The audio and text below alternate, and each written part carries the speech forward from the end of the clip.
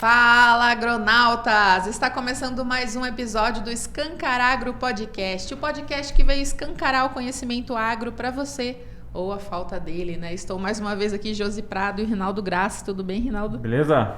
E hoje a gente vai falar de gestão empresarial e muito mais. Daqui a pouco eu vou apresentar os nossos convidados, mas antes, 2 recadinhos básicos, que o primeiro é, você já sabe, se você está assistindo o Escancarar Agro aqui no YouTube, ajude o canal se inscrevendo, não custa nada para você, tem um botão aqui embaixo, se inscreva e ajude a gente a alcançar aí mais audiência para poder levar essa informação e ajudar o nosso setor aí a crescer cada vez mais. Então, atingimos já a meta de 10 mil inscritos, mas a gente pode muito mais com a sua contribuição. O segundo recado é um recado do nosso patrocinador oficial 2024, né, que a gente tem o privilégio de estar junto aí com a JCO. E a JCO Bioprodutos é uma empresa que há mais de 25 anos estuda, fabrica e desenvolve produtos biológicos para a agricultura. O engenheiro José Cláudio de Oliveira, pioneiro nas pesquisas com biológicos, fundou a JCO e investe na pesquisa em novos produtos para a agricultura sustentável. A JCO está localizada no oeste da Bahia e atua em 14 estados, com um corpo técnico contando com 23 doutores que trabalham em diferentes áreas, estando presente no produtor desde o plantio até a colheita, aperfeiçoando novas tecnologias e acompanhando a campo. Um dos pontos fortes da JCO é o rígido controle de qualidade, que está presente desde o processo de fabricação até a entrega ao consumidor final. JCO Bioprodutos, tradição e qualidade. É isso aí, um abraço para o pessoal da JCO. E apresentando aqui os nossos convidados de hoje, nós temos o Júlio e o Smiley, que são da empresa Max Weber, certo? O Júlio é o CEO. Perfeito. Né? E o Smiley está aqui na representação da região oeste da Bahia, certo, Smiley? E, pessoal, a gente trouxe vocês aqui pela oportunidade de troca de conhecimento nessa área que demanda de muita informação, né? Principalmente no agro, que agora está se profissionalizando cada vez mais, né? Ficando cada vez mais competitivo, mais empresarial, e a gente sabe o quanto que falta de informação refinada nessa parte, né? Então, nós vimos essa conversa aqui com vocês como uma oportunidade de aprofundar um pouco mais nesse tema, né? E até entender como é que a gente pode ajudar o nosso produtor aí, né? Nesse mar de informações que a gente tem aí, que muitas vezes, às vezes é muito rasa, né? Às vezes é profunda demais, ele não consegue acompanhar. Então, começando, né, Júlio, vou pedir para você, porque quando eu vi o material de vocês, eu fiquei com uma certa dificuldade de resumir o que era o trabalho da Max Weber, então eu vou deixar nas suas palavras aí explicar para a gente. Tá bom, eu, depois de já alguns anos operando e atuando no setor de consultoria, minha filha me perguntou o que eu fazia, e eu tive uma certa dificuldade em colocar numa linguagem mais comum, né? Ela com 12 anos só, e eu tentei explicar com cuidado, né? Falando um pouco sobre planejamento, projeto, consultoria financeira. Tá bom, meu pai, já entendi, você é o médico das empresas. E isso me marcou muito, isso foi um marco para a nossa empresa, e a partir daí a gente começou a entender que a nossa missão era algo mais do que elaborar projetos para obter financiamentos. E a gente passou a entender que nossa missão é cuidar das empresas. E a gente levantou essa bandeira e de lá para cá a gente tem trabalhado toda a nossa imagem voltada para isso. Cuidar das empresas. Claro que para a gente obter o nosso objetivo final, que é um financiamento, uma redução do impacto fiscal, ou um planejamento estratégico, a gente precisou desenvolver no nosso grupo de empresas um ecossistema que se falasse, que todas as empresas tivessem os mesmos princípios, a mesma visão de negócio, e a gente conseguiu, ao longo desses anos, constituir um ecossistema com 30 empresas. Essas 30 empresas atuam de forma multidisciplinar, planejamento financeiro, estruturação de M&A, né, que são operações com mercado de capitais e incentivos fiscais, enfim. Então, são 30 empresas atuando.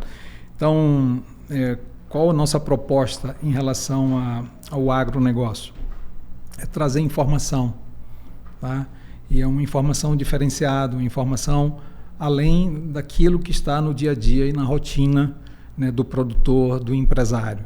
E isso que não está, digamos, na mídia, né, sendo divulgado no dia a dia ali, quais os benefícios que um produtor pode ter, que o empresário do agro pode ter, quais são os créditos que estão sendo mais atualizados para que eles possam estar avaliando de que maneira ele pode performar melhor, obter melhores resultados. Então, a nossa ideia é estar levando as dores dos empresários daqui, local do oeste da Bahia, para Faria Lima, né, onde lá a gente entende que existe um volume muito maior de negócios e estão muito mais abertos para entender realmente de forma customizada quais as necessidades de cada empreendedor.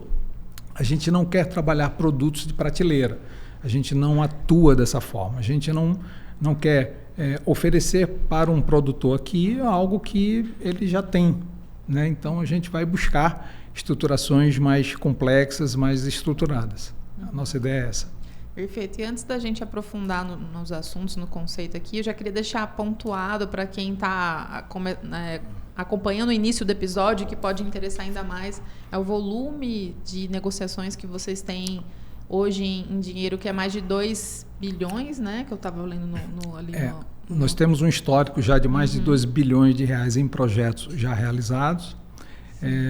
Nós temos hoje em carteira 13 bilhões de reais, o agronegócio realmente tem uma dimensão muito maior, e hoje a gente tem 3 bilhões de reais em projetos em carteira, e esse ano a gente espera realizar alguma coisa próxima de 800 milhões de reais.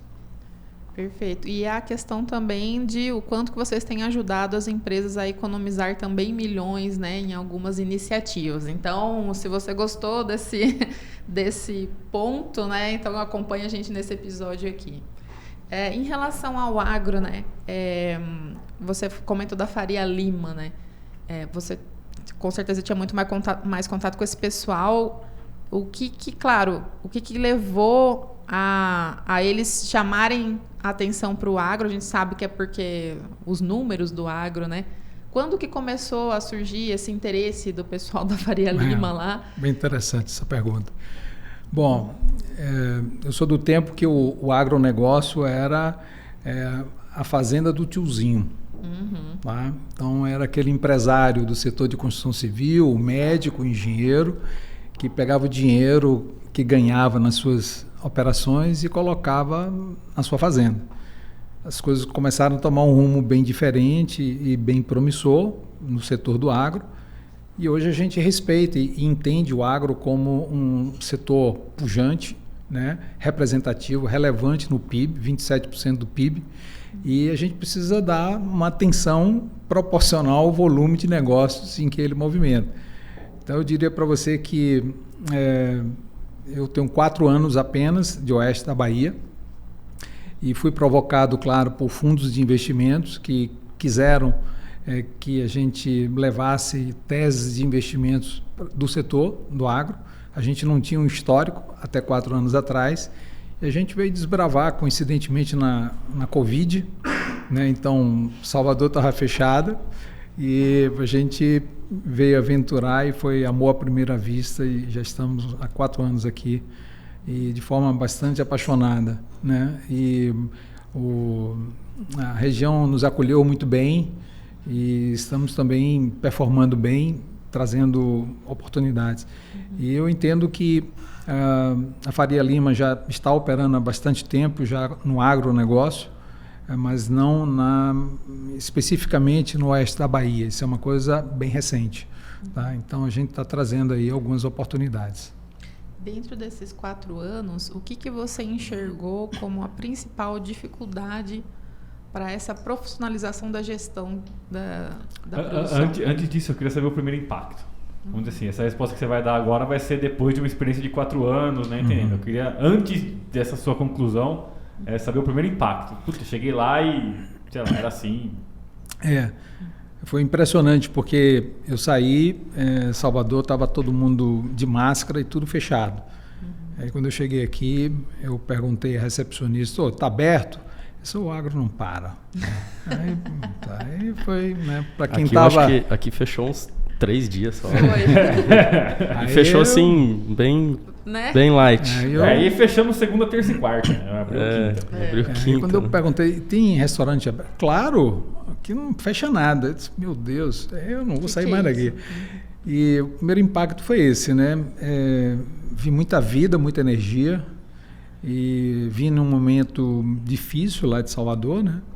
E meus contatos e meus parceiros de negócios, a gente atua muito na área de atração de investimentos também de outras empresas para o Brasil, e o mundo estava fechado, né? E aqui tudo aberto. Então esse realmente foi o primeiro impacto, muito positivo. E eu disse assim, aqui que eu vou ficar. E esse foi o primeiro impacto. Depois, nas primeiras visitas, eu vi muitas oportunidades, porém vi que o caminho a ser trilhado não seria algo muito fácil. Eu sabia que não iríamos apurar resultados de imediato. Eu até diria para você que precisamos perseverar muito, porque eu só comecei a ter o primeiro resultado depois de 1 ano e meio. Tá? Então foi muitas reuniões e mostrando com muita sinceridade para o empresário o seguinte: eu estou aqui, eu ouvi sua dor, quero te ajudar, mas só vou conseguir te entregar alguma coisa de fato daqui a 1 ano.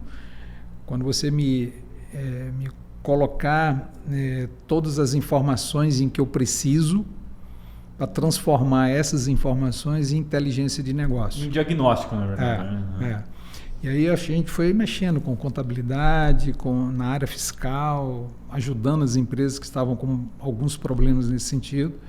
Aí depois de 1 ano, começamos a apresentar já os bons indicadores que o agro tem, que por algum motivo isso não estava sendo registrado contabilmente, fiscalmente. A gente começou a apresentar os bons indicadores do agro, né? E coincidentemente foram anos espetaculares para o agro, Sim, né? Foi. Então, a partir daí a gente começou a colocar a cara das empresas de acordo com tudo aquilo que a gente estava ouvindo das safras extraordinárias, dos recordes de safra. Tudo isso tem que ser traduzido na escritura fiscal da empresa, né? Contábil, os indicadores econômicos. Aí depois de algum tempo a gente já começou a apresentar. Hoje todas essas empresas estão bem performadas, estão apresentando aquilo que a gente precisa para trabalhar que a gente chama de um credit score, uma boa nota de crédito. Tá? Esse é o nosso objetivo. Entendi. Então o objetivo é você arrumar a casa para que ele fique tudo rodando, né? Dentro tem aquela palavra, como é que chama? Due diligence, né? Isso, que você fala. Perfeito. Para deixar ela naquele ponto em que é atrativo para o investidor, que você tem uma segurança, né? Perfeito. É o que acontece para uma empresa um produtor tomar um dinheiro para investimento, um dinheiro barato, né? Dinheiro subsidiado, ele precisa estar extremamente organizado, né? Eu conheci o Júlio, eles procuraram a gente, eu fui sócio fundador da Cervejaria Rodada, né? Sim. Que é o foco deles também, no começo era mais indústria, né? Já fizeram até a Coca-Cola, Havaianas, o Boticário. Esse cara aí que ajudou essas empresas aí a serem construídas aqui no Nordeste. E na cervejaria a gente construiu ela toda com capital próprio, mas a gente estava em busca também de um recurso barato para poder expandir, né? Porque quanto mais vende, quanto mais fatura, mais tem que investir, né? A gente fala, nossa, vendeu bem esse mês, vai sobrar agora. Não, tem que comprar agora mais um caminhão. Agora tem que comprar mais um tanque, entendeu? Não vai, o investimento não para, né? E aí o Júlio apareceu, né? Oferecendo esses serviços, essa consultoria.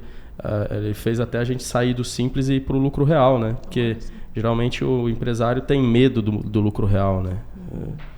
Ele fala assim, não, o lucro real é tudo mais caro e tal. Só que ele é mais caro se você não está municiado de informações e você buscar esses incentivos.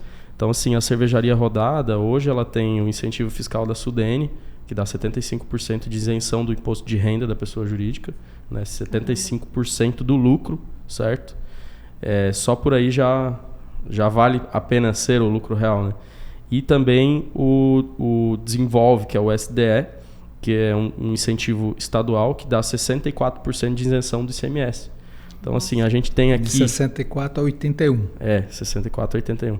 A gente tem aqui em Luiz Eduardo uma indústria, uma cervejaria que tem os mesmos incentivos fiscais que a Ambev tem. Olha Entendeu? só. Então, assim, o imposto é sempre muito alto e isso faz com que a gente, com esses incentivos, a gente consegue ficar competitivo, né? Conseguir trabalhar com uma margem de lucro melhor e passar o produto para o consumidor final com um preço mais barato, certo? E a gente percebeu um crescimento muito rápido da rodada, né? Eu lembro a gente aqui acompanhando as primeiras aparições da rodada, e daqui a pouco a gente já viu ela em todos os mercados e já ações, né, de marketing. Ela nasceu já com um porte grandinho ali. Hoje ela é a maior artesanal da Bahia, né? São 25 fábricas na Bahia. Ela é a maior. Já está em 5 estados, Distrito Federal, tem CD lá e tal. Que foi a partir da captação do investimento que proporcionou, né? Exatamente. Lá no Distrito Federal tem incentivo fiscal também que nivela a alíquota do ICMS, entendeu? Então, vender para lá e vender para cá. Na verdade, lá é mais barato do que vender aqui, porque o ICMS deles lá é mais baixo que o da Bahia. Então, ele nivela para baixo, certo? Então, o frete é pago com essa diferença de imposto que é para baixo. Né? Então, isso aí foi através do Júlio que trouxe essas soluções para a gente, né? E eu me apaixonei por isso, sabe? Por esse negócio de fomentar e fazer a indústria acontecer, né? E o produtor, na verdade, ele é uma indústria, né? Sim. Às vezes até muito maior do que uma indústria. Indústria de céu aberto. É uma indústria a céu aberto, exatamente. Tem uns galpão e uns silos também, mas a maior parte é no céu aberto. E você diria que, Júlio, vai chegar um momento que toda empresa vai precisar captar investimento? Assim, você vê isso como uma regra? Ótima pergunta. No momento que o agro se tornou relevante em relação à economia, ela vem se tornando uma atividade de capital intensivo. Então, ela só cresce se tiver capital. Não existe uma outra forma do agro crescer se não for injetando capital para aumentar suas lavouras, né, melhorar seus desempenhos em termos de produtividade por hectare. Aí precisa inovar, precisa de tecnologia, precisa de novos equipamentos. E a gente não traz aqui uma possibilidade de apenas captar recursos subsidiados. A gente quer entender um pouco mais. A gente já sabe que grandes produtores aqui já têm acesso a linhas especiais e subsidiadas, a gente já entende isso, mas a gente também entende que vai chegar um determinado momento que os produtos de prateleiras e tudo aquilo que já existe hoje, em termos de fundos constitucionais em que eles têm acesso, já não vai ser mais suficiente. Por exemplo, nós estamos falando do Banco do Nordeste. Esse ano ele vai aplicar alguma coisa próximo de 45 bilhões de reais no Nordeste. E na Bahia a gente deve aplicar em torno de 15 bilhões de reais. Aqui a gente está falando alguma coisa próximo de 1,5 bi, tá? No oeste da Bahia, né? Aqui, tá? Então, é bastante... Se mandar 3, a galera pega, né? Pois é, isso que eu ia falar. Se você for analisar os números do que está movimentando em Mato Piba, em termos de não só custeio, como investimentos também, é algo muito mais expressivo do que esse número. Então, é por isso que a gente entende que o M&A vai ser muito estratégico para o oeste da Bahia. A gente pensar em fusões, aquisições, operações de private equity. Então, a gente entende que a Faria Lima vai ser necessária para complementar aquilo que eles já têm acesso. Tá? E a gente também já está assistindo a toda a cadeia do agro, né? Então são os atacadistas, os cerealistas, os transportadores, porque aqui tudo isso é muito importante, né? Quando você está mais próximo da capital, o acesso que você tem às concessionárias de caminhão, é tudo muito mais fácil. Você está ali a 18, 20 quilômetros no máximo.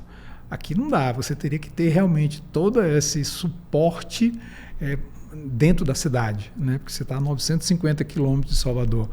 Então, era necessário ter realmente toda essa cadeia, né, para suprir as necessidades do agro. Então, eles também vêm com necessidades, porque no momento que o agro aumenta, né, sua demanda por sementes, por caminhões, se você for analisar, a Volvo deve vender mais aqui em Luiz Eduardo Magalhães do que em Simões Filho, que está na região metropolitana de Salvador. Então, por quê? Porque foi o que cresceu nesses últimos 5 anos, 10 anos, né? Aqui no Oeste, a demanda aumentou em todos os setores. Então, todas essas empresas e todos esses segmentos, eles precisam também de uma estruturação financeira para acompanhar essa velocidade. E a gente assiste também essas outras empresas e outros setores do segmento. Tá? Você estava comentando você tinha o tradicional, que era ir lá nos bancos, aí, tipo o Banco do Nordeste, etc. E agora entram outras vias, né, de recurso, etc. O jeito de acessar muda também. Total. Não era, beleza, quando era o Banco do Nordeste, que veio numa via pública, vamos dizer, era XYZ que eu tinha que fazer. Agora muda totalmente. Perfeito. A observação é bem assertiva, porque quando a gente chegou aqui, a gente surpreendeu que o volume de investimentos no agro é altíssimo, mas a maior parte da captação que era realizada dentro do Banco do Nordeste não era para investimento, era para custeio. E por que isso? Porque o empresário, ou produtor, na verdade, a maior parte aqui, 77%, ele capta na pessoa física, né? Está na pessoa física, o agro aqui.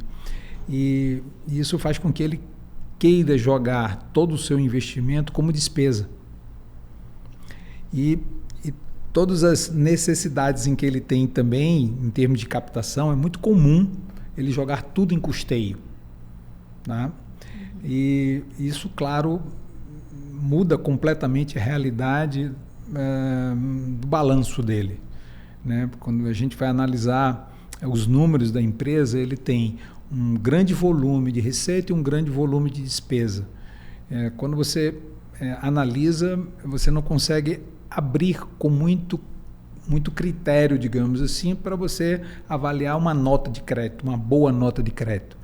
Então, o que a gente está querendo introduzir aqui é para que eu não vou dizer para o produtor deixar de operar na pessoa física, mas eu quero já implementar pessoas jurídicas, patrimoniais, holding, tá? Eu quero dar uma formatação diferente para que eu possa apresentar outros indicadores, balanços em que eu apresente lucros operacionais, lucro líquido, para que eu possa ter a oportunidade de oferecer para ele incentivos fiscais, porque na pessoa física eu não consigo oferecer incentivos fiscais. Ele tem que estar na PJ. Entendi.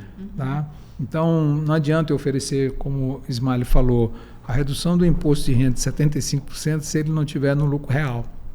Ele precisa estar no lucro real. Isso é uma questão cultural. Tá?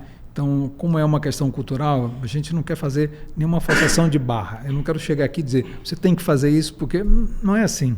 Tá? Vamos fazer uma experiência, vamos abrir uma empresa no lucro real, vamos atuar numa determinada cultura no lucro real, vamos direcionar esse tipo de operação na pessoa física, esse tipo de operação na PJ, esse aqui na patrimonial, enfim.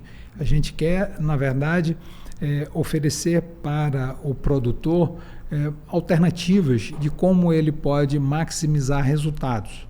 Né? E para isso eu vou buscar. O Ismael colocou uma coisa bem interessante quando ele diz assim, olha, o lucro real ele sai da condição do simples e vai para o lucro real que teoricamente você vai pagar mais imposto. Não necessariamente.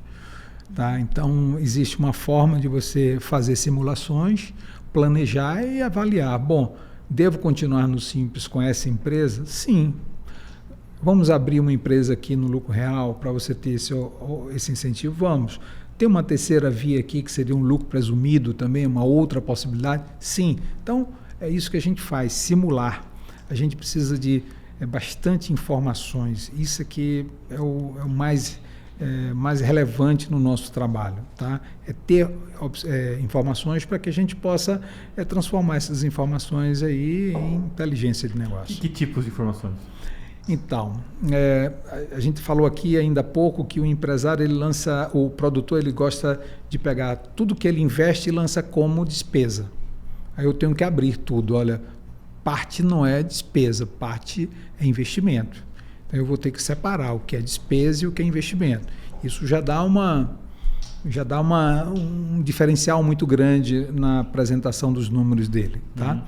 E depois, a nossa ideia é implementar auditorias externas, porque no Banco do Nordeste ele já tem um nível de intimidade com a lavoura, então ele já está aqui há muitos anos, então ele sabe quem são os produtores que conseguem performar bem, quais são os produtores que mitigam risco, então ele tem um nível de informação que credencia ele estar trabalhando com créditos da forma que eles já trabalham.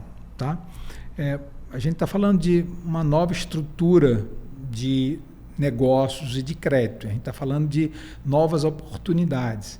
E aí eu quero levar não para empresas e instituições que já conhecem, né, os produtores aqui ou as empresas. Então eu vou precisar levar com um referendo de auditores externos, pessoas que possam dizer, não, eu auditei, eu confirmo que aquelas informações são informações reais, né, está devidamente credenciada, qualificada, e entendo que eu não tenho que não considerar aquela empresa como uma empresa viável. Então é importante que a gente tenha pareceres de auditores externos contratados, né, para referendar aquela operação, aquele produtor, aquela empresa.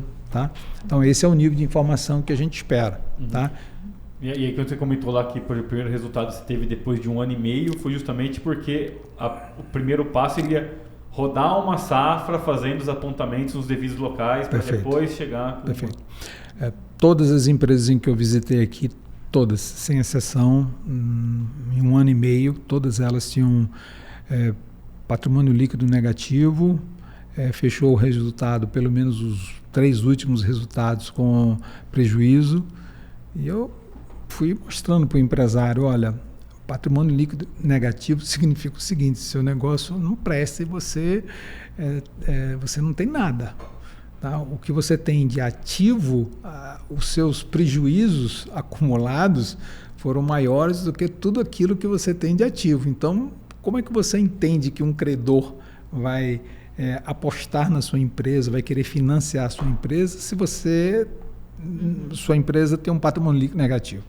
Então, a gente foi mostrando de uma maneira muito didática, né, que esse caminho não era um caminho muito próspero, e eles foram aceitando, entendendo que deveriam estar mudando, e conseguimos, né, ao longo desses 4 anos aí, apresentar bons resultados. A gente também, há um tempo atrás, eu fiz um curso, né, na FGV aqui, e o pessoal estava comentando que os produtores usavam muito essa estratégia de justamente terminar no negativo, até pegar o que sobrou e colocar mesmo como, sei lá, comprar uma máquina, sei lá, para não ter aquilo em caixa, para depois não... não virar o ano com dinheiro na conta, né? Não virar o ano, que é uma prática muito comum, né? Que trocar de máquina, a máquina tá nova, ele troca ali só para... Eu faço isso. No final do ano, é sério. Olha aí, vamos mudar uma... Bota o dinheiro embaixo do colchão. Chega lá no final do ano, lá, pra mim assim, o que tem que compra antes do final do ano. Geralmente as compras de final do ano eu não parcelo. Tudo à vista. Então tô fazendo burrada, é isso então? Não. Olha, vocês não podem imaginar, nós temos um programa chamado Pro Bahia, que dá a oportunidade para todos os investidores que informarem a Secretaria de Desenvolvimento Econômico que eles vão investir e que eles não querem pagar impostos, o ICMS, por exemplo. Quando ele tem um programa Desenvolve, que foi o caso de Ismael na época da rodada, então ele automaticamente ele já está beneficiado. Mas um produtor, por exemplo, ele não tem direito a ter um incentivo fiscal, por exemplo. Produtor na pessoa física. Mas ele tem direito a recorrer ao Pro Bahia. E o Pro Bahia, ele dá isenção do ICMS. Gente, nós estamos falando de 18% de tudo aquilo que se investe no oeste da Bahia em equipamentos, em máquinas. Imaginem vocês ter uma redução de 18%. É bastante relevante. Isso é louco. Isso é a maior parte. A gente fez conta outro dia de uma colheitadeira, quase R$500 mil de economia. E não se sabe disso.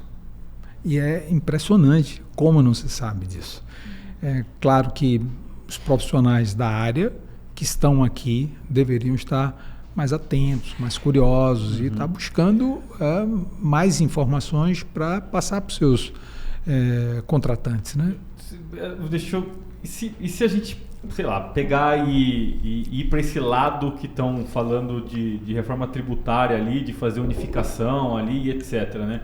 Isso, de certa forma, não é uma ameaça do negócio?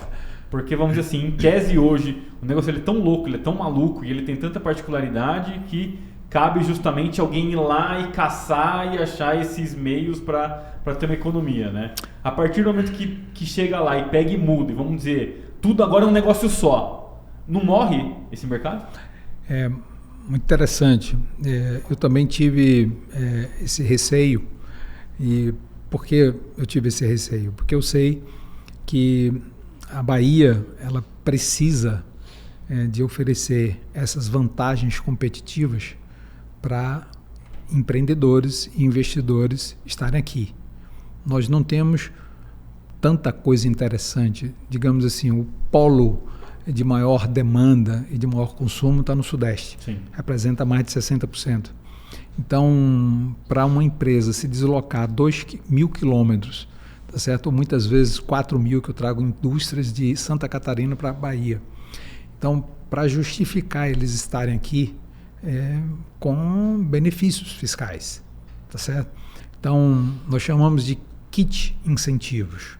Então, a gente visita empresas no Sul, identifica a vocação, digamos, de determinadas regiões que precisaria ou deveria ter uma determinada indústria. A gente procura e normalmente o empresário diz o seguinte: se o que você me oferecer de incentivo eu conseguir pagar o meu investimento, eu vou para a Bahia. E normalmente essa conta fecha. Tá? Normalmente essa conta fecha. Claro, e um dos motivos em que nós estamos no Oeste é para dizer o seguinte: nós fizemos isso durante muitos anos, atraindo empresas de outros estados e outros países para a Bahia. Mas por que nós não atendemos as pratas da casa? Nós estamos aqui porque entendemos que os produtores são pratas da casa. Tá? Então, quando eu digo que eu consigo oferecer um determinado benefício para reduzir o ICMS no investimento, eu acho que eu estou oferecendo uma vantagem competitiva para ele. E aí, como o Ismael falou, eu gosto muito quando eu ouço o empresário dizer: a partir daí eu fui mais competitivo.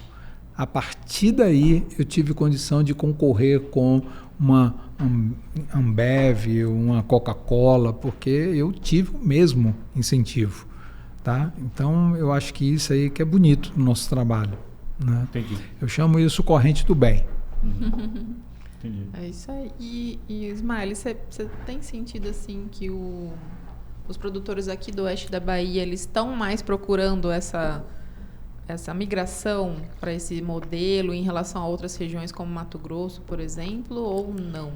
Eu acredito assim, a gente está passando por uma fase sucessória, né? Os filhos estão assumindo e os filhos geralmente fizeram faculdade e etc, né? Já vai vir mais aberto para essa ideia. Ele já vem mais com uma visão de gestão administrativa, né?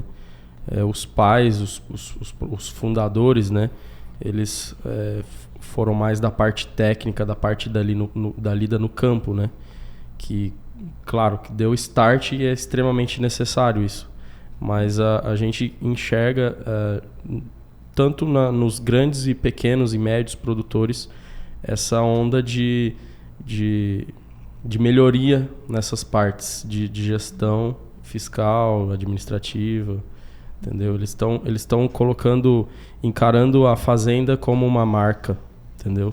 Como uma empresa e um grupo e não uma fazenda, certo? Isso é o que eu tô enxergando essa onda. E até, acho que na questão de commodity, né? Porque a gente pensa assim, a produção de commodity não tem diferenciação, mas quando você trabalha nessa parte de gestão e de criar a marca, você consegue até ir diferenciando um produto que é commodity, né? Perfeito. Mas se você partir do ponto que, sei lá, você não mexe ali, né? E a partir dali ou para trás dali, ele tem muito onde mexer no para trás, né?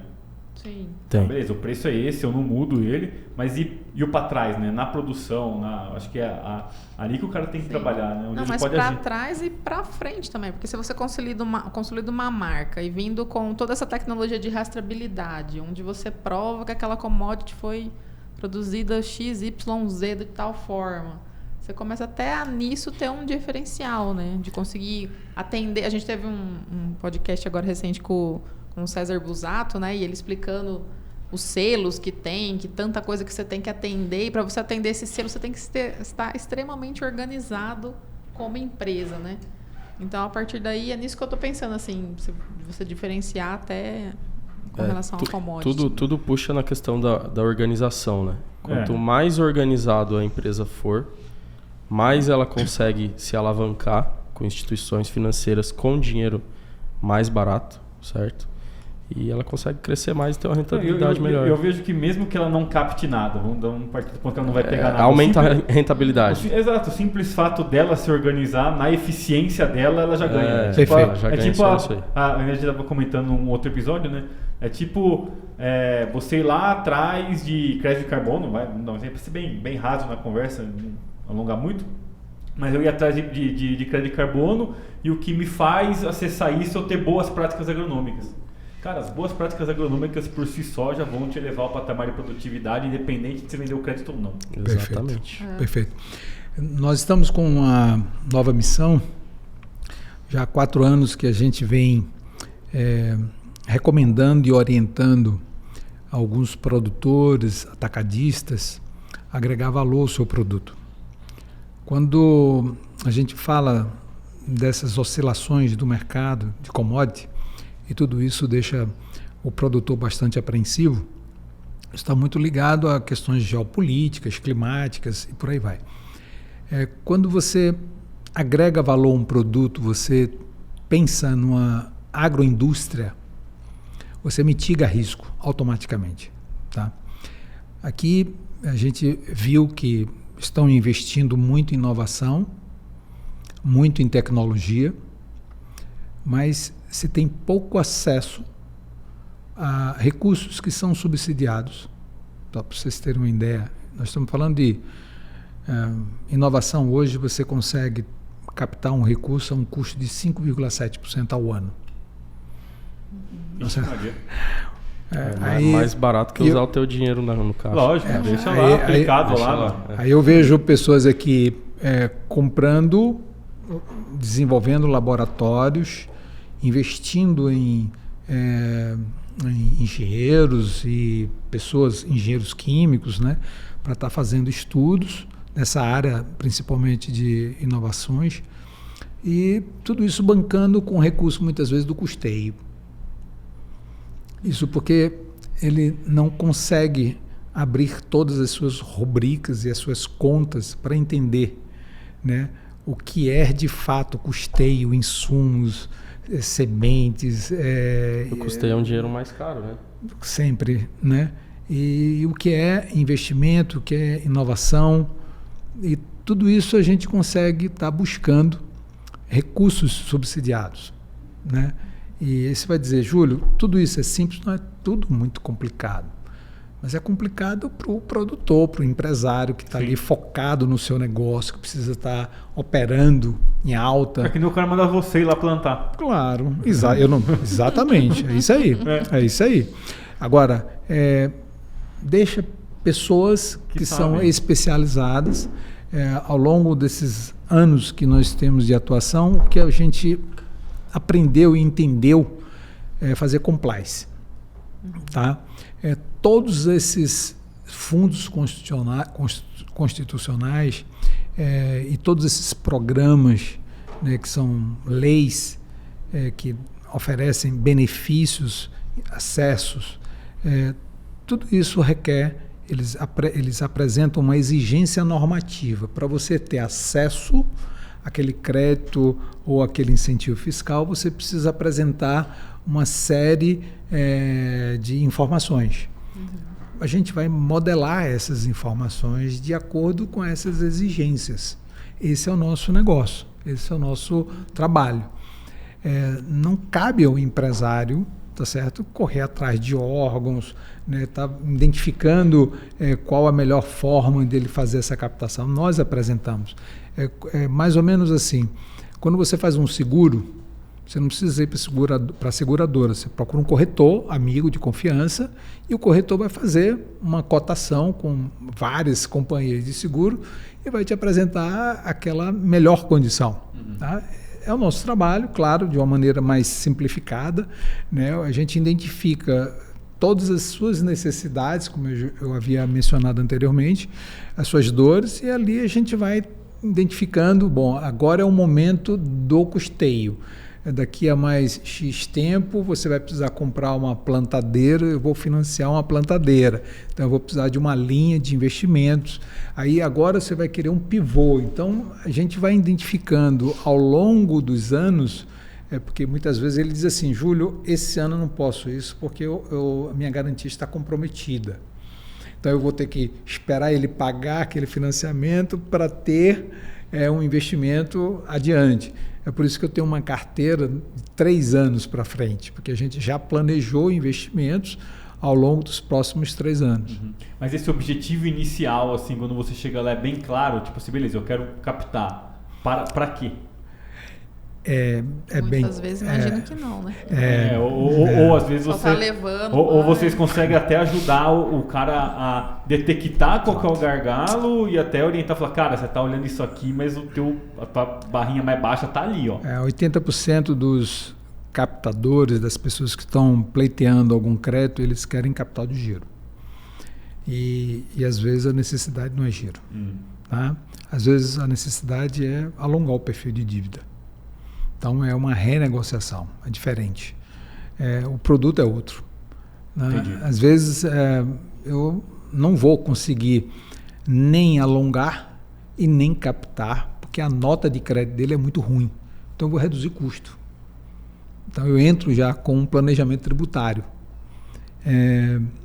As empresas, a partir de 2018, a gente passou a ter a possibilidade de fazer renegociação de dívida fiscal federal diretamente com os procuradores. A gente faz renegociação e apresenta o fluxo de caixa da empresa e diz, olha, minha situação é essa aqui. De que maneira a gente pode renegociar esse meu saldo devedor? Não é aquele parcelamento que tem lá no sistema automatizado, né? Não é uma aquele... negociação de olho no olho, né? É diferente. Sim. Não é aquele que o cara joga num sistema lá, um parcelamento de 12 meses, 60 meses. A gente vai apresentar um fluxo de caixa e dizer, olha, essa é a forma que eu posso pagar. Tá? Então, nós temos um associado nosso em São Paulo, que foi o maior renegociador de dívida do Brasil e tem nos ajudado muito, tá? Porque através desse associado a gente tem conquistado aí boas posições e redução no impacto fiscal. Às vezes você diz assim, olha, por que eu não consigo ter acesso a determinado crédito no banco? Porque eu estou no CADIM. CADIM é uma restrição federal. Tudo que você deve ou ao governo ou a bancos oficiais, quando isso já está em uma condição não regular mais, você entra no CADIM. e essa restrição te impede de você ter acesso, por exemplo, a um crédito junto à Caixa Econômica, Banco do Brasil, Banco do Nordeste, Dezem Bahia. E às vezes a gente tem que, antes de oferecer um projeto, a gente tem que entender que ele não vai ter acesso a esse crédito em função desse problema fiscal. A gente tem que resolver o problema fiscal. E aí a gente entra com algumas soluções nesse sentido, né? Entendi. Eu imagino que, voltando um pouquinho para Faria Lima, duas colocações, né? Primeiro, perguntar, eu sei que o Ismael também é envolvido nessa parte de startups, né? Está sempre em conjunto ali, até com o pessoal da Ciclo, né? Estamos sempre próximo. E aí a gente tinha o pessoal falava assim, o pessoal da Faria Lima não entende muito agro, porque chega aqui eles percebem que, assim, que o rendimento vem uma vez só no ano e eles entendem isso como muito arriscado, porque só vem na colheita ou safrinha se tiver, né? Como é que está a percepção do pessoal em relação a isso? Já está mais entendido como é que movimenta o agro? Porque, assim, a gente perdeu... A gente não, né? Mas, assim, presenciei várias conversas em que se perdeu o investimento pela falta de entendimento da Faria Lima de que aquilo é como o agro funciona, né? E a questão também o fato do produtor ter a terra torna esse investimento muito mais atrativo, porque é mais seguro ou não? Sim, da claro, terra, né? Claro.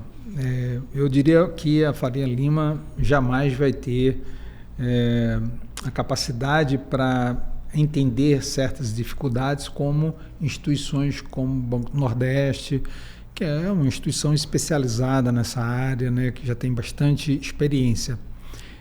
A Faria Lima é mais imediatista, mas eles também entenderam o seguinte, olha, todo mundo que entrou se deu bem. Tá? Então, os números mostram que os resultados são bons e que eles devem permanecer. Tá claro, todo mundo andando de avião, né? Estão fazendo alguma coisa certa, né? E aqui no oeste da Bahia está chamando muita atenção. Tá? Você falar da Faria Lima da Bahia, sempre houve um certo preconceito. Tá? Mas as coisas estão mudando e, graças a Deus, começou pelo agro. Né? Acho que tudo isso tem a ver com recorde de produtividade, né? E essa coisa de estar querendo fazer tudo certo, né? Automação, inovação, a nova gestão, perfil de sucessão, tudo isso está ajudando muito. Uma coisa que me encantou, um produtor disse algum tempo atrás, um jovem disse, olha, Júlio, se você chegar aqui e quiser apresentar um show de sertanejo, apesar de todo mundo gostar de sertanejo, e uma palestra de alguém que vai falar sobre inovação ou algo que pode melhorar o desempenho da produtividade, eu tenho certeza que essa palestra vai dar mais ibope. Isso me surpreendeu porque isso veio de um jovem, tá? Acredito que ele esteja bastante qualificado e capacitado, porque ele entendeu bem qual é a missão dele, né? No processo de sucessão. Mas isso me animou muito, tá? Porque a gente vê jovens, aqui a gente tem visto muito. Eu acho que a história, como tudo começou, né? Com a migração, sulistas, paranaenses, gaúchos e catarinenses. Então, isso tudo foi muito marcante, isso tudo foi muito assim cultural, e a gente percebe que existe uma grande diferença do jovem que está no campo para o jovem que está na capital. É bem diferente. Tá? O jovem da capital, eu tenho uma sensação que ainda quer ser mochileiro, o Jorginho, né? Quer sair rodando pelo mundo, em hostel. Eu digo porque eu já tive muitos estagiários que a gente quis oferecer algumas oportunidades. Eu disse, Júlio, eu agradeço muito, mas realmente o meu sonho é botar uma mochila nas costas e ir para a Europa. Eu disse, bacana, tá? E aqui a gente tem conversas assim que nos impressionam bastante. Mais maduras. Mais maduras. Eu acho que isso tem a ver com água. Tem. Porque, assim, eu imagino que o agro ele tem um perfil conservador mais, vamos dizer, maior, né, do que outros segmentos. E o jovem ele é criado por alguém, né? Uhum. Então ele foi criado muito dentro de uma linha, imagino, de um perfil mais conservador, talvez, do que o pai da cidade. Né? A leitura é essa. Acho que é isso. E eu vejo assim, né? E esses caras, eles meio que estão cientes que eles, dentro do negócio, eles têm que ser grandes ligadores de pontos. Isso. Né? Eles têm que ser um cara, tipo o antigo camisa 10 do futebol, Perfeito. Né? Um articulador. Perfeito. Beleza, nesse aqui momento pendeu pra cá, então deixa eu acionar o jogo aqui pro lateral direito. Ele vai lá, Perfeito. cruzar, sei lá, vai fazer o que tem que fazer, né? Perfeito. Então eu percebo muito isso, né? Tanto é que você, e acho que vocês mesmos são um exemplo disso, né? O quanto que as consultorias estão ficando especializadas, né? Também. Até na área técnica. A Também. gente já começa a ver isso. Hoje você tem produtor lá, por exemplo, que ele tem uma consultoria só de fertilidade de solo.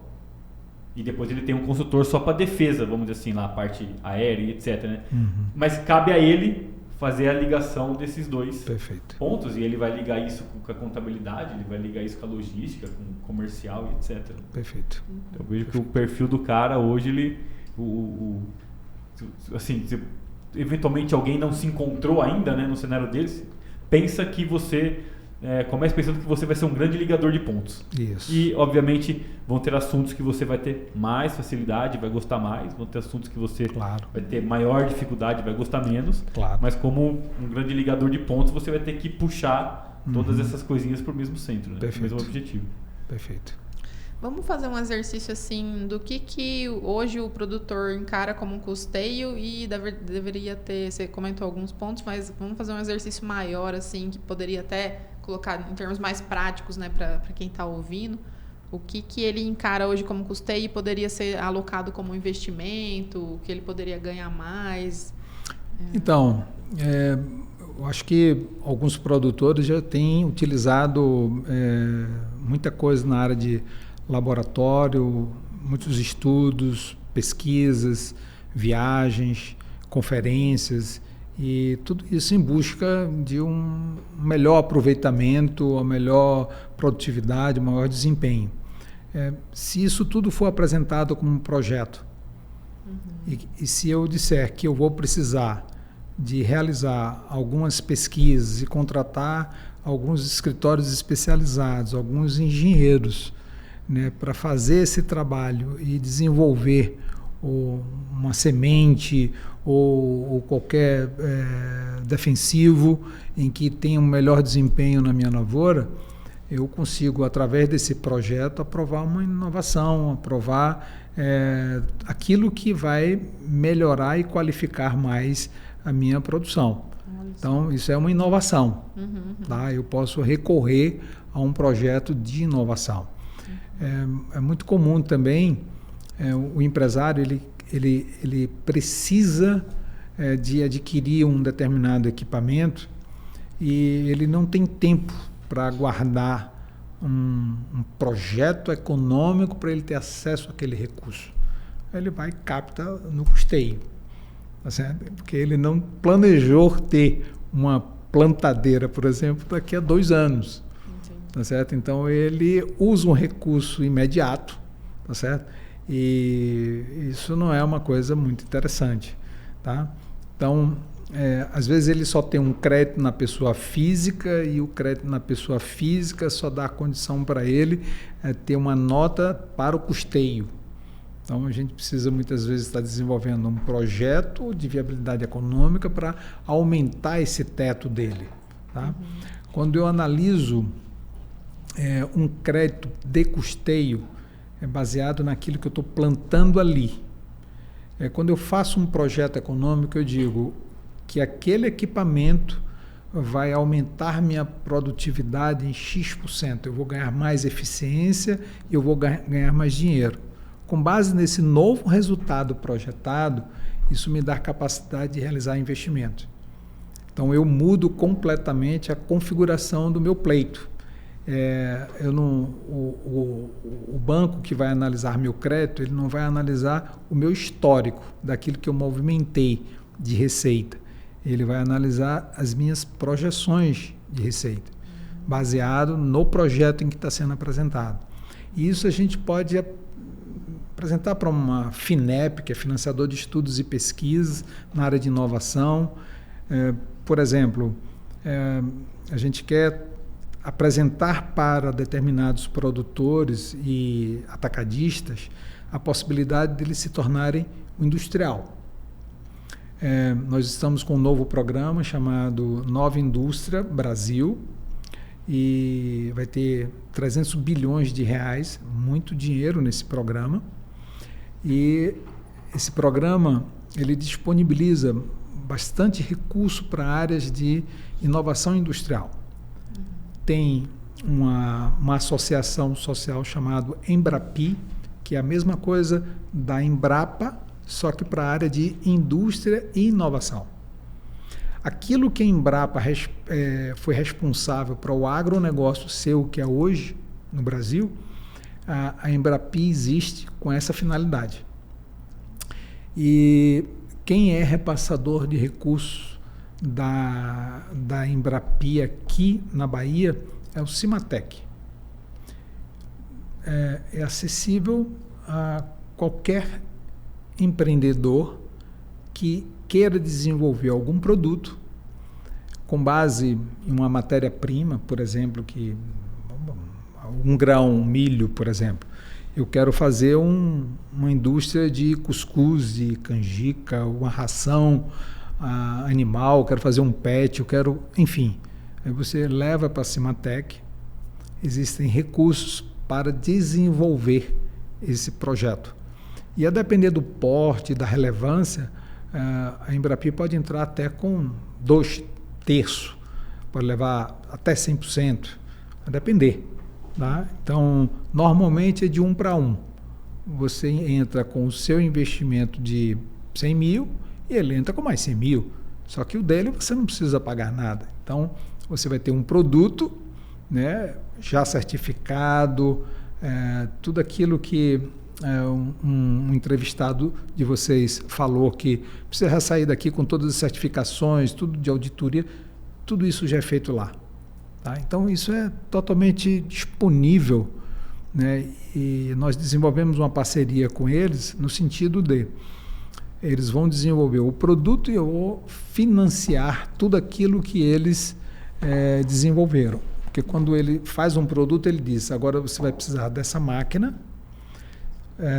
você vai precisar desse equipamento e vai precisar, ele apresenta já o layout de tudo que você precisa investir para você desenvolver aquele produto. A gente vai mostrar que é uma forma muitas vezes do distribuidor, do atacadista, cerealista, ele mitigar risco. Ao invés dele estar nesse tô rico, tô pobre, nesse ciclo que o agro vive, né, ele vai ser um industrial e com uma performance totalmente diferente. Talvez trabalhar, como Ismael falou, uma marca, um produto, né, fazer um projeto de marca. Existem muitos recursos hoje disponíveis para esse tipo de projeto. Né? E a Cimatec, eu gostei muito, porque ao procurá-los, eu identifiquei que eles podem fazer algo que eu tinha muita dificuldade. O empresário aqui já chegou para mim e disse assim, Júlia, sua ideia é ótima, eu me interesso muito pelo seu financiamento, minha matéria-prima aqui está disponível, mas você faz uma indústria dessa e quem vai tomar conta? E eu me deparava com esse problema, eu disse, e agora? Só que na Cimatec eu identifiquei que eu resolvi esse problema, porque os mesmos alunos de engenharia que vão estar responsáveis pela elaboração e todo esse estudo, eles se disponibilizam para eles serem os gerentes de produção, encarregados de produção, o cara que vai assumir aquela fábrica. E é uma experiência extraordinária, vale a pena todos vocês que estão envolvidos nesse ambiente de negócio do agro, vocês procurarem a Cimatec, eu apresento para vocês o caminho e vocês vão ficar bastante surpresos com o que vocês vão ver. Até eu estou querendo lá. Cimatec tem, só para vocês terem uma ideia, eu não ganho nada deles para fazer esse tipo de propaganda, mas é porque realmente me impressionou muito. Eles têm um computador que só tem 3 no mundo. Nossa. Desenvolvem projetos lá automotivos, como desenvolveu para Ford, como agora está desenvolvendo para Renault, para Volvo. Eles estão com um projeto para vacina, para Covid. Estão desenvolvendo uma pele com bactérias. Tem lá o Centro Aeroespacial do Brasil, está no Cimatec em Salvador, imagina. Né? Então, são coisas que surpreendem, para quem não sabe, né? Claro, não conhece, e está aqui pertinho da gente, né? E a gente pode acessar, são pessoas bastante atenciosas. Eu fiquei tão impactado que eu já estou trazendo 2 projetos do Sul para ser desenvolvido por eles aqui, na área de alimentos. Eu fiquei bastante impressionado. Um desses projetos é uma água funcional, vai ser uma água que você já vai tomar já com suplementos, por exemplo, magnésio, vitamina C e tal. Então isso já vai ser desenvolvido por eles. Whey. Mais ou menos um whey ou água. Em água. Vai vender. Whey transparente. Muito bacana. Que bacana. E me diga uma coisa, se alguém, por exemplo, chegar com um projeto lá de comprar uma propriedade rural e desenvolver todo um projeto de plantio até chegar até numa... É possível isso também, por exemplo, para um profissional que já tem um histórico, quer comprar um pedaço de terra lá para começar um projeto. Existe algum caminho para isso? Esse é um grande dilema nosso, né? As instituições de fomento, elas não financiam aquisição de área, né? Eles financiam a aquisição dos equipamentos que você vai precisar e do custeio. Mas o M&A Faria Lima, ele compra a área, ele tem interesse. O grande problema da Faria Lima são os cheques. Meu cheque tem que ser no mínimo 50 milhões. Isso é um problema. Rapaz. Aí assusta. Existem tem alguns fundos hoje que estão se formando, né? Que estão focados também nessa parte de aquisição de terras, né? Aí, assim, não são taxas muito atrativas, né? Mas dá para fazer uma composição aí, com fundo e o fundo entrando com parte dessa aquisição da terra e posteriormente, através do FNE, Banco do Nordeste, fazer o investimento ali, né? Eu acho que a gente podia falar um pouco de pivô, né? O pivô, ele tá bem quente, todo mundo que tem me procurado aqui no oeste da Bahia tá querendo pivô, né? Porque a gente teve um estresse hídrico, né? Aí faltou chuvas aí, graças a Deus tá normalizando, né? Não vai ser aquela tragédia, né? E lá no Mato Grosso já não foi tão bonitinho lá.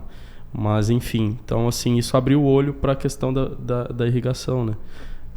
E a procura está muito grande, né? Então, a gente tem já vários projetos rodando aí para expansão de irrigação, né? Do irrigado. Tudo que for que a gente puder orientar e recomendar para linhas de fomento que são subsidiadas, a gente vai fazer. Nem sempre a gente consegue fazer os enquadramentos normativos, às vezes a empresa ou a pessoa física tem alguma restrição, um cadinho, enfim. O mercado de capitais, o M&A e a Faria Lima, ela tem uma leitura bem diferente. Ele quer negócios que sejam volumosos e que apresentem bons resultados. Não estão muito preocupados com essas questões mais na ordem fiscal, né? Eles estão mais preocupados com bons indicadores, bons números, uma boa apresentação, né? E um bom projeto, tá? Então, a única restrição é essa questão do cheque, que normalmente é bem alto. Entendi. Tá? Bom, a gente está caminhando para o final do episódio. Antes da gente fazer uma brincadeira que a gente faz aqui com todos os convidados que participam, eu vou falar para vocês. Só a última pergunta para fechar, né? Quanto que foi o máximo que vocês conseguiram, digamos assim, economizar numa dessas, né, mudanças de estratégia para um cliente? Claro que não precisa citar nomes, mas qual que é o máximo valor que vocês chegaram aí, ou a média? Bem, a gente gosta muito de falar que a gente só tem uma remuneração substancial quando a gente consegue reduzir substancialmente aquilo que ele tem de impacto fiscal, né? Mas eu diria para você que a nossa meta é sempre dobrar a rentabilidade que ele tem no ano, né, fazendo uma redução nessa área fiscal. Então, por exemplo, uma empresa que deve... vamos imaginar, é muito comum a gente visitar um empresário, um produtor, e ali a gente perceber que se ele fosse uma PJ, eu conseguiria fazer uma compensação de crédito fiscal, coisa que ele na pessoa física não consegue. Então tudo que você compra, você paga PIS e COFINS e não abate nada, você não tem crédito. Se eu jogo na pessoa jurídica, eu tenho condição de ter esse crédito fiscal. Às vezes vale a pena eu fazer 3 anos retroativo, todo um balanço da empresa por 3 anos, só para ele perseguir esse crédito fiscal. E é muito comum a gente conseguir levantar 1 milhão, 1,5 milhão, 2 milhões de reais, tá certo? Nessa estruturação. Às vezes a gente está falando de uma lavoura que está ali gerando um resultado na ordem de 4 milhões, 5 milhões, e eu consigo levantar 25%, 30%, 40%, 50% às vezes de crédito fiscal daquilo que ele vai ter de rentabilidade. Então isso é um impacto importante. E o bom é dizer que, fora essa questão do que eu levantei de crédito histórico dele, ele passa a partir daquele ano a não pagar mais aquilo que ele pagava. Então, é uma questão também de você ter uma visão de como você pode economizar a partir de agora. Além de eu ir atrás do crédito, ele economizar daqui para frente. Tudo com base em planejamento tributário, né?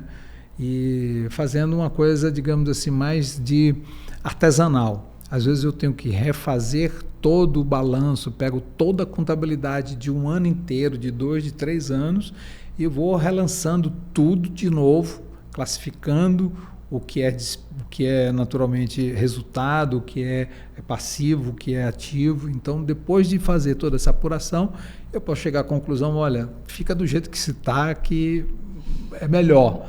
É possível, tá?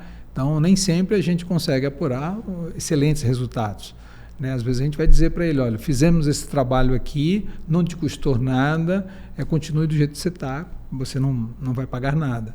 Então, falando de incentivo fiscal, né, assim, respondendo também a tua pergunta, objetivamente, por exemplo, um cliente que a gente conseguiu recentemente, o Sudene, né? Esse ano agora ele vai economizar cerca de 6 milhões de reais. Caramba. Aqui do oeste da Bahia. O quanto que isso ele não pode expandir em outras coisas, né? E certeza que ele vai, né? É investimento, claro. Ele, na verdade, essa economia dele, ela tem que estar atrelada a reinvestimento. Não é um dinheiro, esses 6 milhões ele não vai pegar e botar no bolso e trocar de avião. Né? Ele tem que aumentar a empresa, contratar mais gente. 80% ele tem que reinvestir. Esse reinvestimento não tem carimbo. Ele pode reinvestir onde ele quiser. Entendi. Tá certo? Então, mas é reinvestir. Ele joga no caixa de novo na empresa. Aumenta a capacidade de compra, enfim. Certeza. Tá? Aumenta a margem, fica mais competitivo. Nossa, excelente. Está acessível, todos os produtores têm acesso, têm condição. Cobrar dos contadores daqui, né, que se atualizem mais, estudem mais sobre essas áreas, né, o que a gente pode dizer, porque tem muitas oportunidades, tanto no estado da Bahia, pró-Bahia. Nós fizemos aqui mais de 15 convênios de empresas e corretores na época que nós registramos ele como o atacadista. Ele era um corretor, hoje ele é um atacadista. Aí fizemos com que ele se tornasse num convênio na Cefaz. Tá? Então, melhorou consideravelmente. Ele deixou de apresentar um número como um comissionado e passou a ser um atacadista sem pagar nada mais.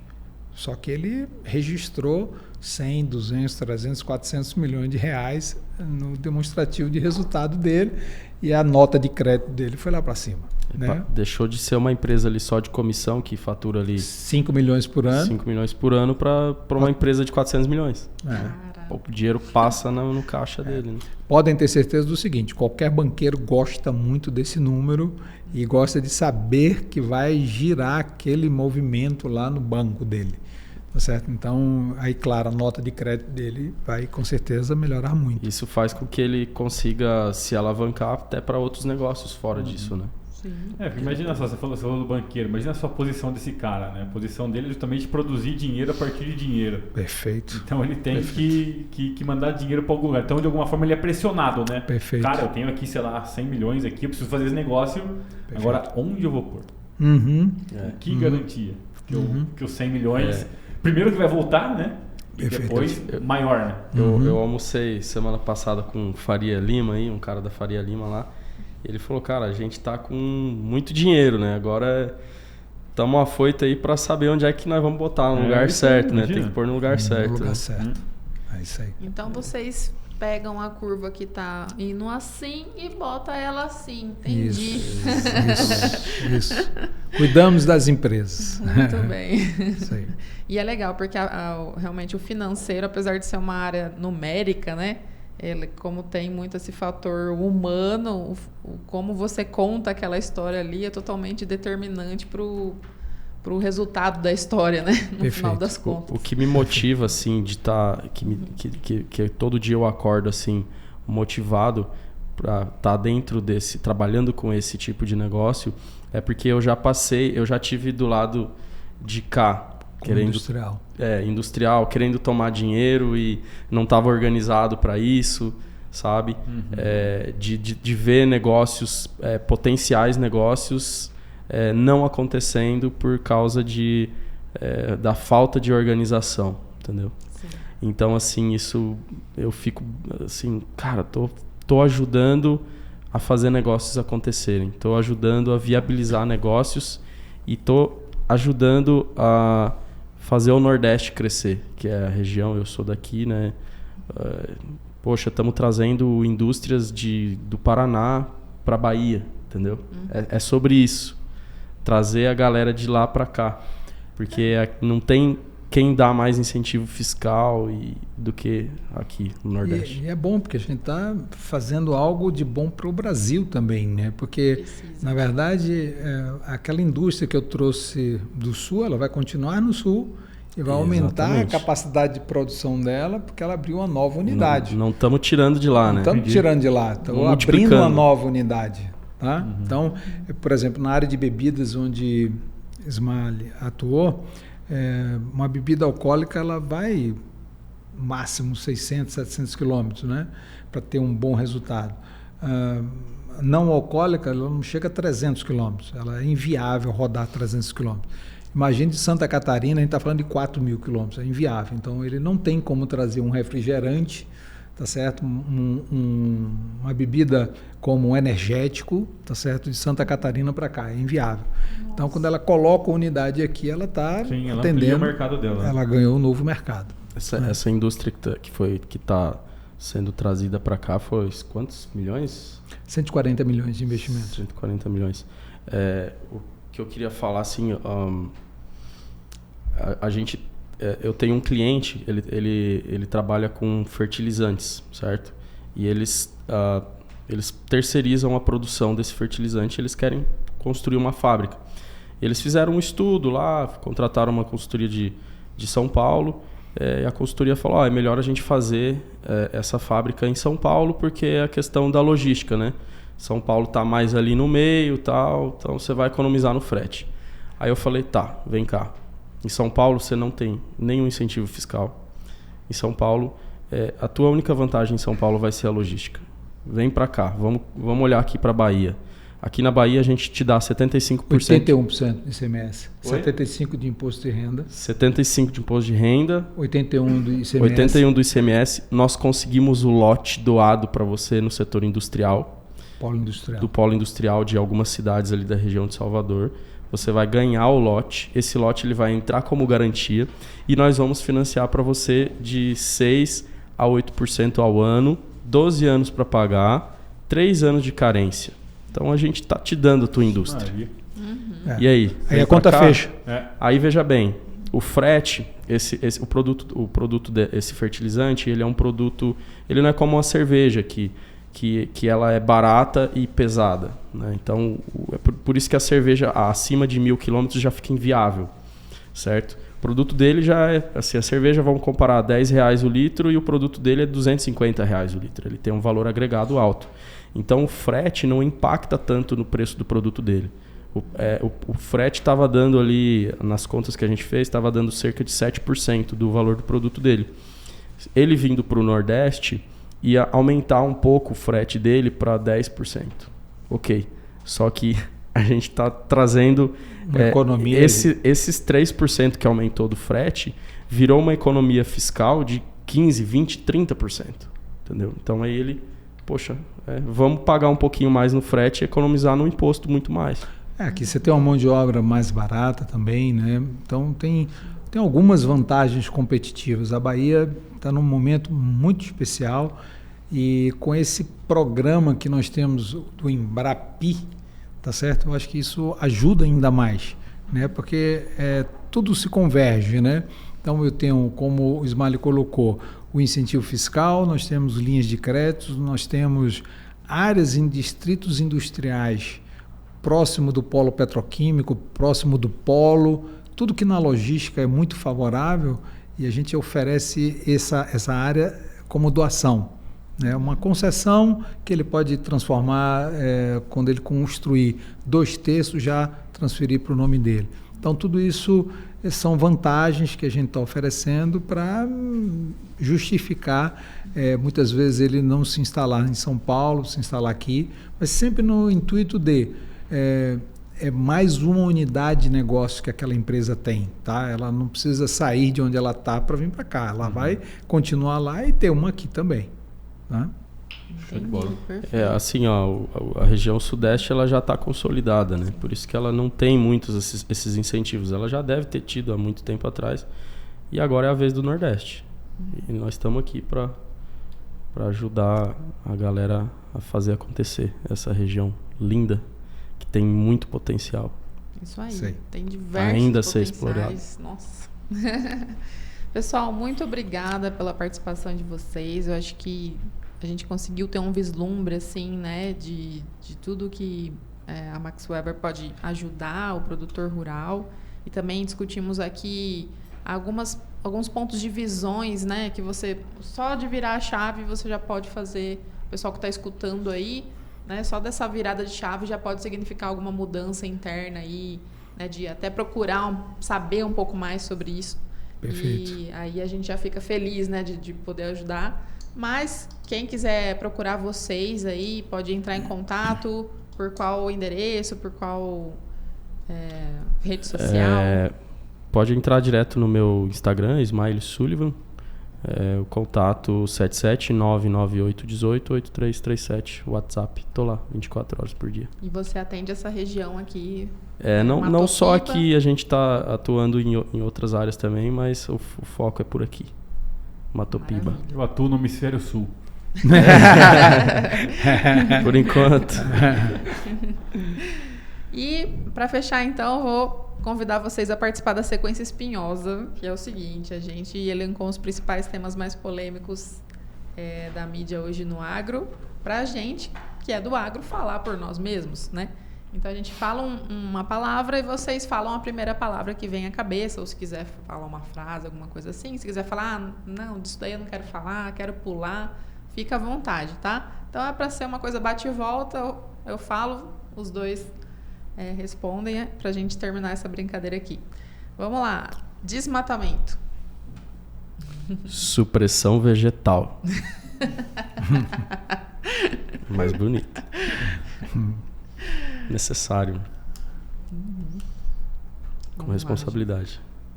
Isso aí. Eu não me sinto preparado e qualificado aí para dar uma resposta assim de impacto, não. Eu gostei dessa linha aí do Smile. Quer colocar o Smile só na fogueira aqui ou eu faço ele para... É melhor. Tá mais no bode agro aqui, né? expiatório. Terra indígena. Eu acho que eles têm o direito deles, mas eu acho que eles não querem... Eles querem andar de Hilux, eles querem ar-condicionado, eles querem usar iPhone, entendeu? Eu acho que isso aí esse negócio de expandir a área indígena é coisa para inglês ver. Reforma agrária.